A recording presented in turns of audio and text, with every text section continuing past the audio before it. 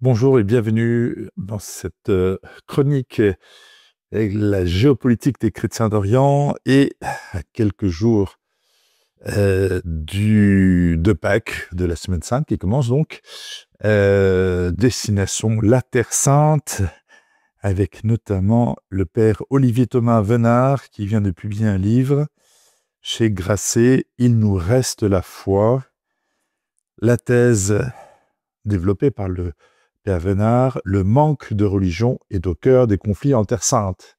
Ce qui peut paraître un peu surprenant, mais qu'il explique et que donc je vais citer pendant cette chronique.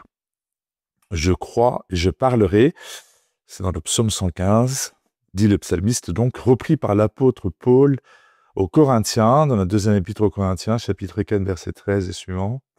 Voilà résumé le projet du père Olivier Thomas Venard dans ce livre.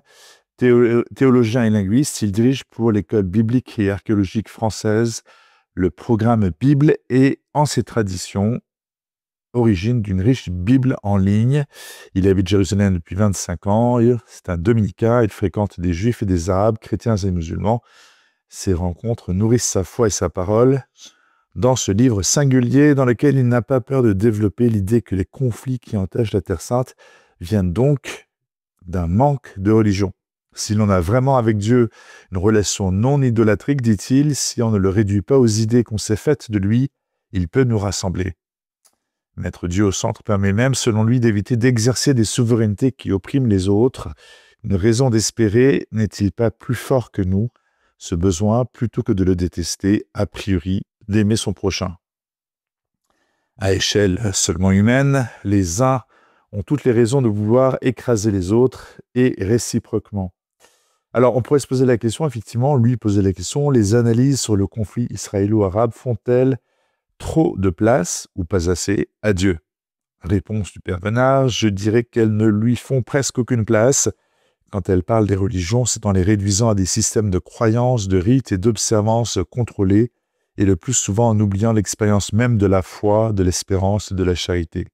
C'est l'aspect le plus mondain, le plus séculier de la religion qui est pris en compte et non pas sa puissance d'inspiration. Et de fait, tous les projets de paix qui ont été défendus en se voulant à un niveau purement humain ont été des échecs à échelle seulement humaine. Les uns ont toutes les raisons de vouloir écraser les autres, on le disait, et réciproquement, hélas. L'impasse terrible de haine et de violence réciproque dans laquelle on se retrouve aujourd'hui est la preuve éclatante de l'échec des logiques purement séculières pour apporter la paix. Est-ce donc une guerre de religion, pourrait-on demander?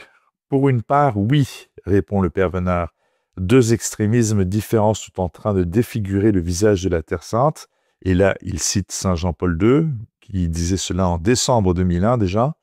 On peut les nommer aujourd'hui le sionisme religieux, devenu l'idéologie de partis politiques suprémacistes qui exercent le pouvoir en Israël, et de l'autre côté, l'islamisme politique qui a gangrené toute la résistance palestinienne. Des deux côtés, la terre, la force, la vengeance travestie en justice règnent en idole au mépris du droit élémentaire des personnes. Dernière question peut-être aujourd'hui, que voulez-vous dire, père Venard, quand vous pensez qu'il y a un manque de religion en Terre Sainte? Je parle bien, dit-il, de la religion au singulier, c'est la vertu qui consiste à rendre à Dieu ce qui n'est dû qu'à lui, l'adoration.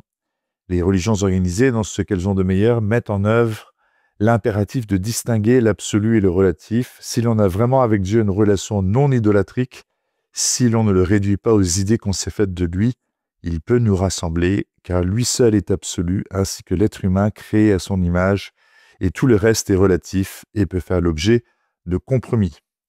Voilà, c'était la chronique, la dernière avant la Semaine Sainte. Je vous souhaite une bonne Semaine Sainte, un bon Triduum Pascal, une belle fête de Pâques, et on se retrouve la semaine d'après, donc dans l'octave de Pâques.